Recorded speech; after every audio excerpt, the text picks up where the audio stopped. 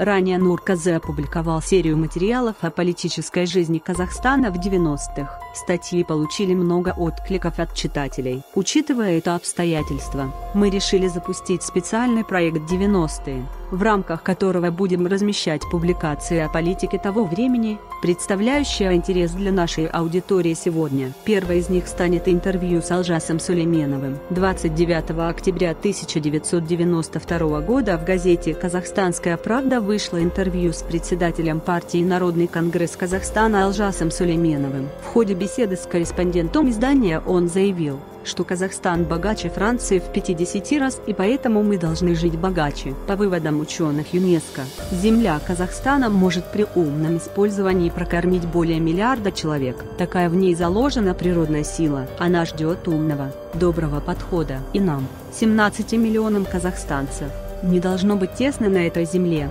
равной территории 5 Франций. Мы богаче Франции в 50 раз и должны поэтому жить богаче. И докажем это себе, миру, если сохраним мир у себя, сказал политик. В этой связи, по его мнению, в первую очередь необходимо было проводить экономические реформы, а потом уже другие. Мы за сильную президентскую власть в Казахстане, и об этом говорится в проекте программы нашей партии. Мы за сильный профессиональный парламент, за независимый от президента и парламента суд. Эти три властные структуры при поддержке политических партий здравого смысла должны быть гарантом стабильности и межнационального согласия в самый трудный переходный период. Мы должны выиграть время для осуществления полной экономической реформы, дать возможность накормить себя, одеться, обуться, и тогда более спокойно, в более доброжелательной обстановке будут государственно и всенародно решать вопросы языка, культуры, просвещения, здравоохранения, считал Сулейменов.